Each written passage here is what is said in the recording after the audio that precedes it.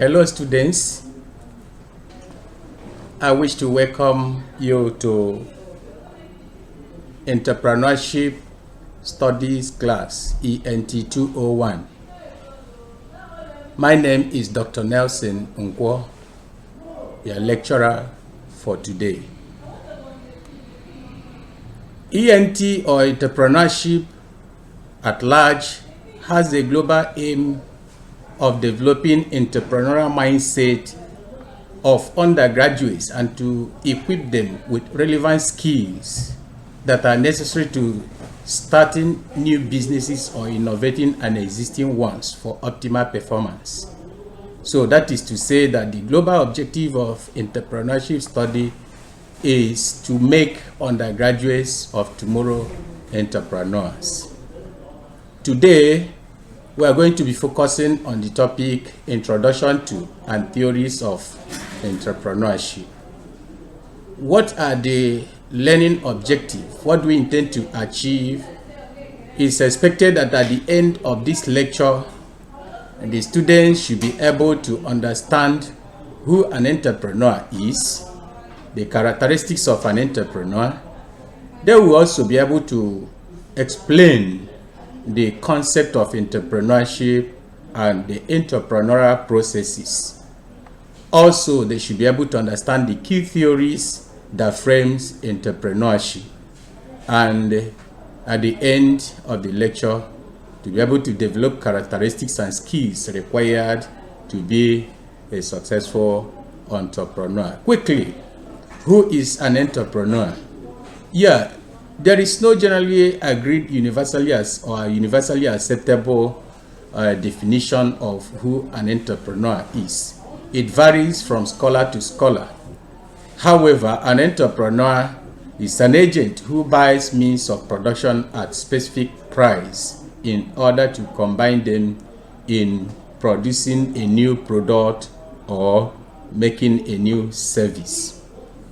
An entrepreneur is someone who shifts economic resources out of area of low productivity and yield to areas of high productivity and greater yield.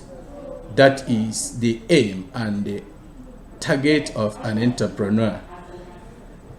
By and large, from different scholars, it could be deduced that an entrepreneur is concerned with identifying opportunities that are related to satisfaction of needs, human needs, the society needs, and converting those opportunities to something of value that are either a product or a service that are meant to attend to such need satisfactorily.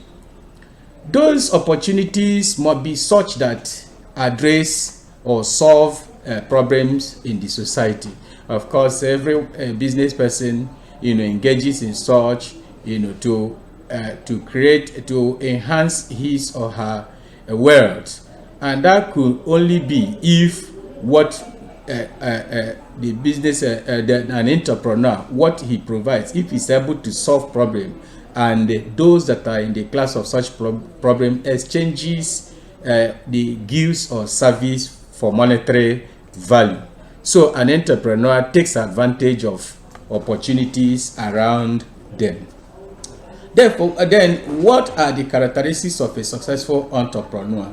A successful entrepreneur must have ability to take risk, which involves exploring the environment, searching for such opportunities that, of course, that generate such risk, and also it involves innovation.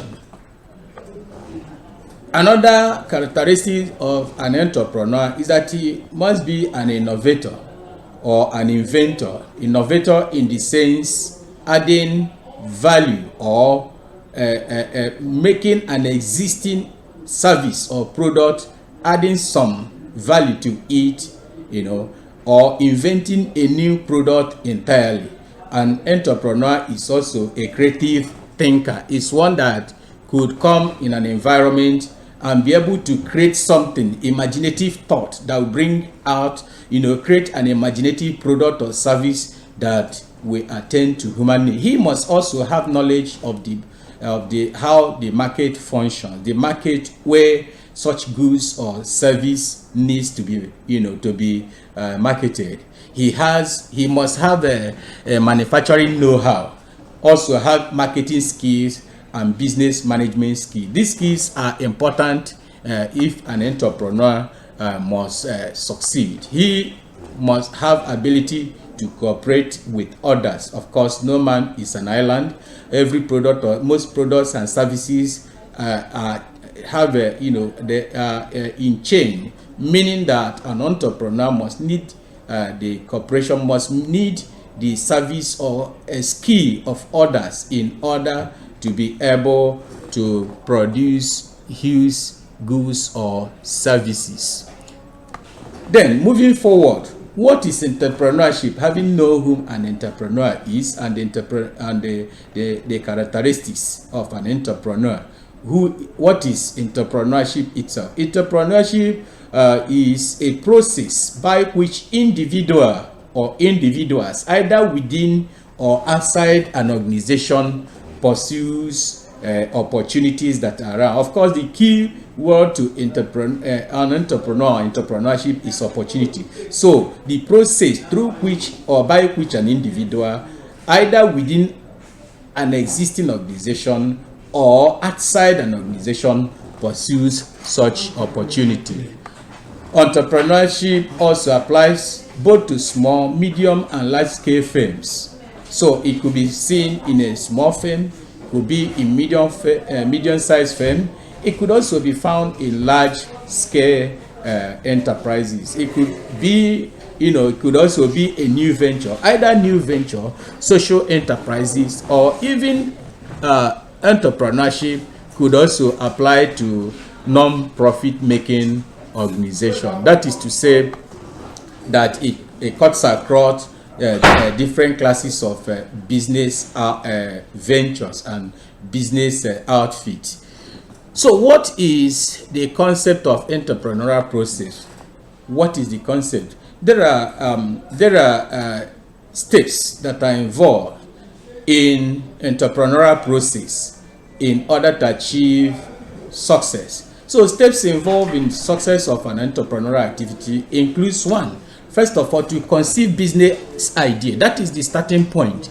An idea must be conceived, given to a given environment. When you identify an opportunity or problem that an idea will be bettered in the mind.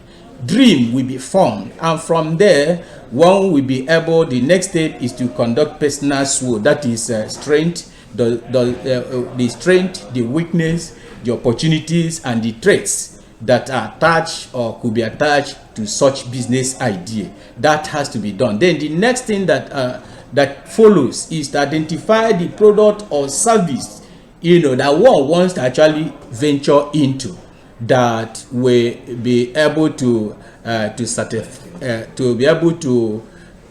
satisfy the dream, the yearning of the entrepreneur. So after identifying, being specific about the product or service, then the next thing is to start the business, starting a business, which could either be a new one, which what we call the startup, or it could be an existing one. In that case, you innovate an existing one, or it could be in form of franchise arrangement. Franchise arrangement meaning could be a representative to another company and things like that. Then after starting the business, the next thing is, when you must have formed opinion whether it should be a new one, existing, or franchise arrangement. The next step is to carry out what we call feasibility study, which focuses on the technical aspect of the venture you want to go into, and again the market where such product or service will be marketed. Then the financial will mean how do you raise the fund and all that. You conduct what we call cost benefit analysis in the financial. What will it cost and what could be the benefit? Then after that, the next thing is to determine the legal structure of the venture you want to go into? Should it be a sole proprietorship? Should it be a partnership? Should it be a joint venture and all that? That is the next thing in the process of entrepreneurial activity. And then next is to draw business plan. The business plan is just a concise picture of what the idea, that were conceived, the process that we have already mentioned, mentioning even the risk that are involved, the sources of funding and all that, and even the SWOT analysis. All those are captured in the business plan. Then finally, after the business plan is being drawn, which is like a marketing instrument from which you can use to source funds. So the next thing is sourcing for fund. Of course, funding is very key, because without fund, the idea may not be better, and if it's not better, it becomes a dream that dies with the dreamer.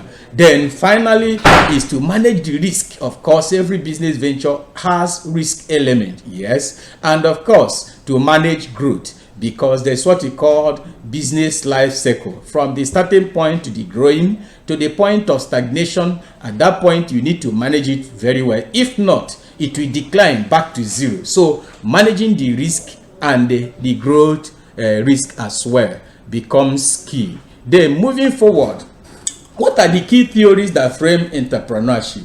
There are about a number of them, but let's quickly look at the first one, which is economic entrepreneurship theory. What is it all about? These theories see an entrepreneur as an agent of economic transformation. Yes, this was actually being propounded and projected by Ricardo 1817 and Smith 1776. In their view, or in their framing, their view is that without the entrepreneur or an entrepreneur, other factors of production like land, labor, capital cannot be transformed into anything of economic value on their own, which is the truth. Land cannot transform itself, labor cannot transform itself, capital, the money you have, cannot transform itself, except if there is an individual to coordinate all those. So that is what the theory opines and focuses on.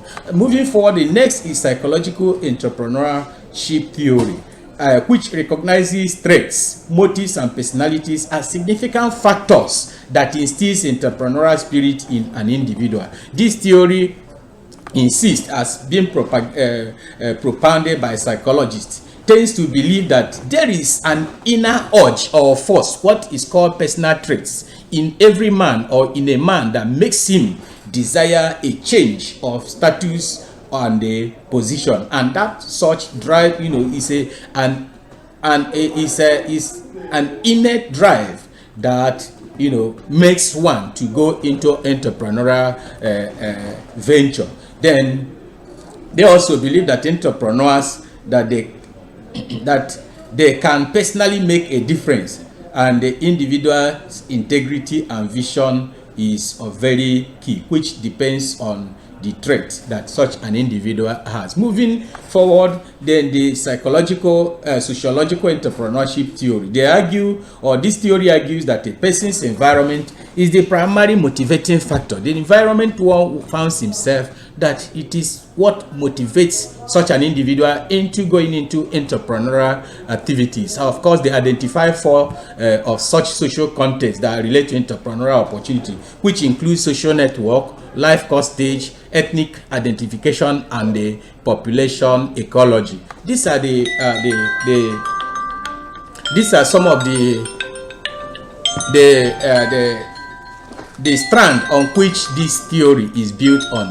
Then after sociological, we have anthropological entrepreneurship theory, which says that for someone to successfully initiate a venture, the social and cultural context becomes very important, that it should be examined and considered. That is to say that cultural context defines entrepreneurial attitudes, such as innovation, that also leads to ventures that reflects particular ethnic, social, economic, and ecological, or even political complexity in individuals. So what are they saying? That the culture helps in forming the entrepreneurial attitude of entrepreneurs. So, and second to the last is opportunity-based entrepreneurship theory, and they are saying that entrepreneurs do not cause change, but exploits the opportunities that change in technology, consumer preference, and other factors causes. All those opportunities that comes as a result of technological advancement, changes in consumer preference, and some other factors. They are saying that these are the things that that brings entrepreneurship opportunity. And then finally, resource-based entrepreneurship theory, which argues that access to a resource by founders is an essential predictor of opportunity-based entrepreneurship and new venture growth. Yeah, on this note, I want to believe that the knowledge we have received, and I make reference to as well to the main text, where you will get further details of the discourse. But so far so good. The knowledge you have acquired so far, I am sure it has risen your curiosity to becoming a successful entrepreneur. Thank you very much for listening.